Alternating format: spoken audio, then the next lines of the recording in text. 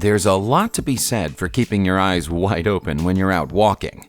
You never know when you might find something interesting and worth telling your friends about. Sometimes, though, just paying attention to your surroundings isn't enough. If you want to find something truly amazing, try heading underground to see what's been stashed away there over the years, like all of the incredible things in this video. Thanks to the hit television series Vikings, interest in the helmet-wearing warriors who came from Scandinavia and battled their way across Europe is higher right now than it's been in years.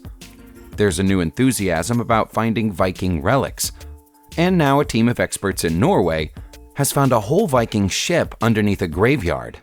Archaeologists using radar technology in Ostfold County located the 66-foot-long ship hidden barely 2 feet below the ground. The cemetery itself has Viking connections, with 7 1,500-year-old burial mounds dotted around the area, including the final resting place of the Viking King Gel. Based on the results of the scans, it appears that the keel and the floor timbers have been preserved by the earth. Scientists now have to decide whether or not to dig it up. Doing so could risk damaging the boat by exposing it to the air. Until very recently, scientists believed that any living photosynthesizing bacteria needed both oxygen and sunlight to survive. Now, thanks to a recent discovery by scientists in Spain, they have to reevaluate that opinion. Living bacteria were found clinging to the surface of rock that researchers dug out of a well, a full 2,000 feet below the surface of the Earth. At that depth, there's no light or air, but the cyanobacteria, also known as blue-green algae, have somehow found a way to exist. The best theory scientists have been able to come up with so far is that the algae somehow managed to use hydrogen instead of oxygen during the photosynthesis process. But if they accept that as a fact, they are now going to have to look again at the way that we understand the process of all algae. The environment these creatures live in is called the dark biosphere, about which we know very little. It looks like we'll have to carry on digging and learning. Birdwatching is a hobby that's generally carried out above ground. After all, birds fly in the air, so where else should you expect to see them? While it's true that you can find most species out in the open if you look hard enough, if you want to see golden bee-eater, you have to try a little harder.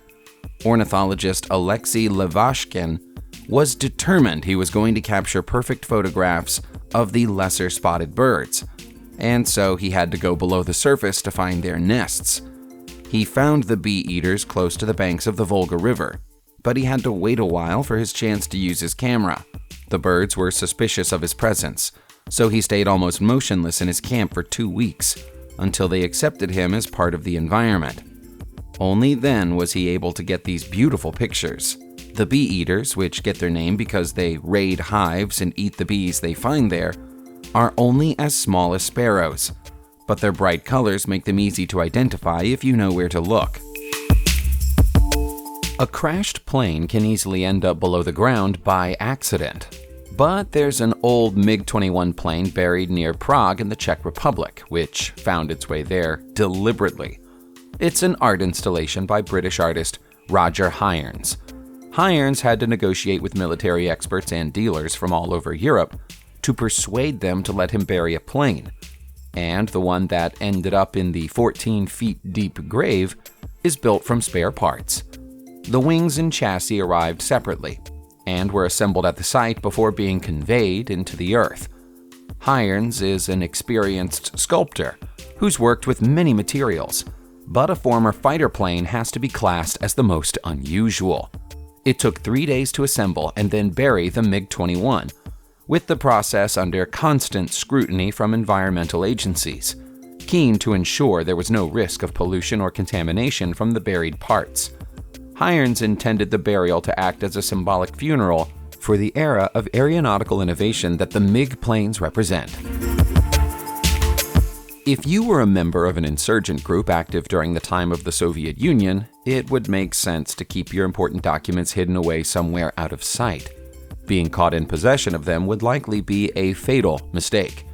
It looks like these documents were once in the hands of the Ukrainian Insurgent Army, also known as the UPA, and were probably buried by someone who intended to return for them but never did.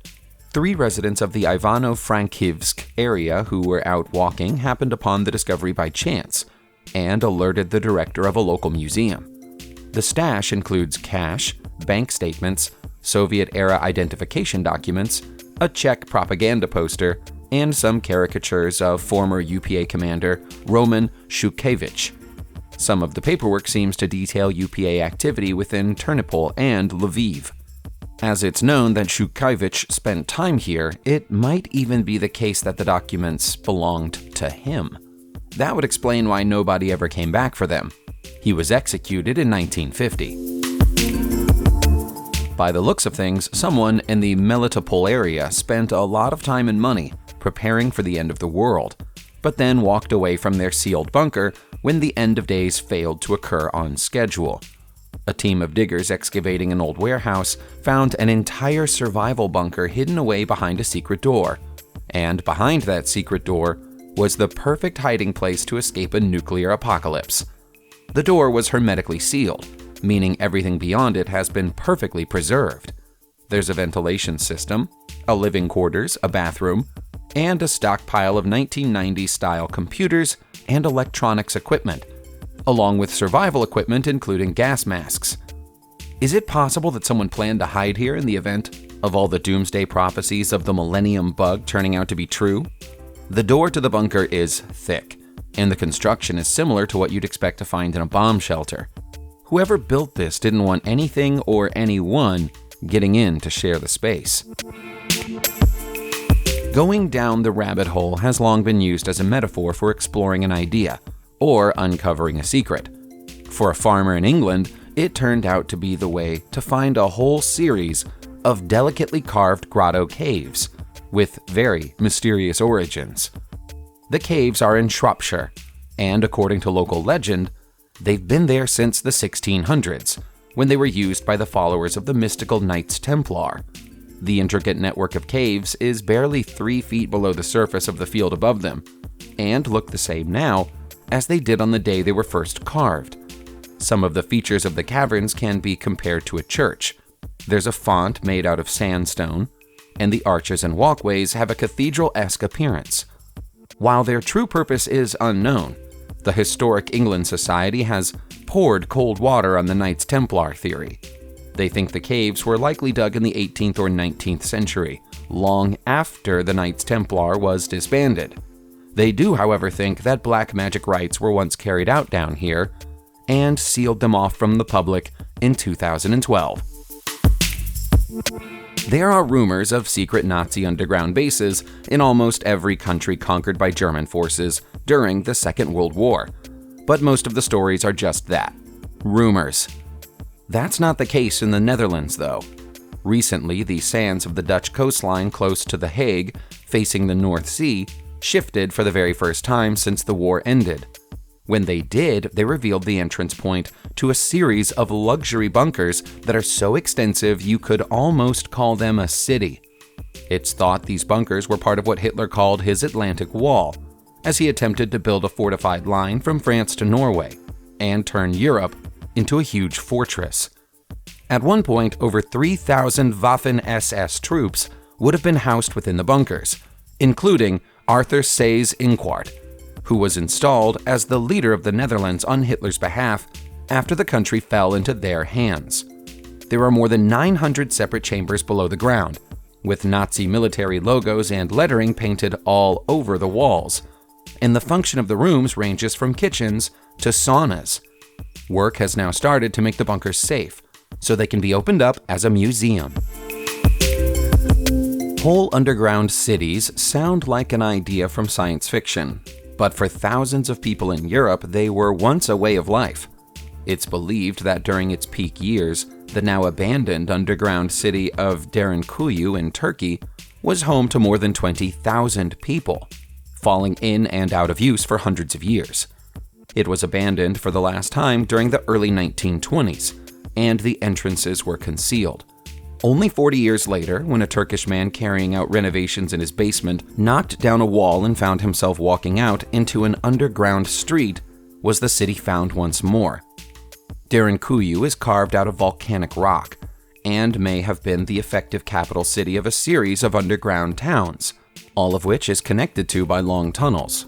There are 18 stories of the city below the surface, sinking down to a maximum depth of 250 feet. We believe that the ancient Phrygians founded Derinkuyu somewhere around 800 BC, but it became much busier 800 years later when Christians fled to them to avoid persecution by Roman forces. Life in the rock city was a little cramped, but long shafts to the surface provided air and light, while the 1,000-pound stone doors meant nobody was getting in without permission. How many oceans are there on planet Earth? If you think the answer is 5, you're wrong. Don't feel bad about it though. Almost nobody knows about the Earth's 6th ocean because nobody can see it. In addition to the Atlantic, Pacific, Arctic, Indian, and Antarctic oceans, this new nameless ocean is hidden below the Earth's crust, and it's bigger than all the rest of them put together. The vast expanse of water is understood to be over 300 miles below our feet, and we only know about it because of a rock it once spat out. A volcanic eruption threw out a diamond close to the San Luis River in Brazil, and when scientists studied it, they found something incredible. The diamond was full of hydroxyl ions, and the only way they could have got in there was from water. That meant wherever this diamond had come from, it was wet. Any ocean down there would have to be almost 3 billion years old. For all we know, it could be full of prehistoric fish and sea creatures. Anyone who watched the popular television series Breaking Bad might think they know a thing or two about meth labs, but there was never one in the show as big as the underground Meth Factory that was recently discovered in Mexico. Government officials were acting on a tip-off when they raided the town of Alcoyonki, but nothing could have prepared them for the scale of the drug operation they found there. Over 50 tons of methamphetamine were being stored below ground in 2 huge bunkers, both of which were served by a fully kitted-out underground laboratory. The base covered an area of over 1,600 square feet and is thought to have been the property of the notorious Sinaloa cartel. The huge base had specific cooling and reactor areas, indicating a high level of professionalism and expertise in the people who worked here. Although the police didn't find anybody during the raid, police said that the lab was probably producing around 440 pounds of strong meth every day, most of which was destined to be sold in America. Everything that was found here has been destroyed. As well as the Vikings, the Saxons, and the Romans, there was another warrior race which once roamed all over Europe, and that was the Celts. Wherever they went, they left precious silver in the ground for us to find centuries later, and we're still digging that silver out now. This latest find is in Terčanský Teplice in Slovakia. It's a collection of more than 40 silver coins known as tetradrachms, which were the most valuable in the Celtic currency of the time.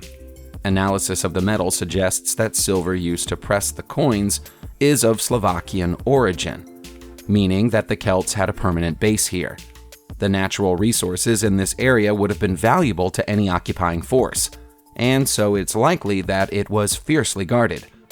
As we now know that Celts often put large quantities of coins into the ground where battles took place, it's likely that war once raged across the hillside the discovery was made upon.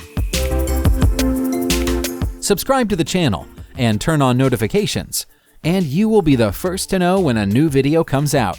Thank you for watching, and see you soon.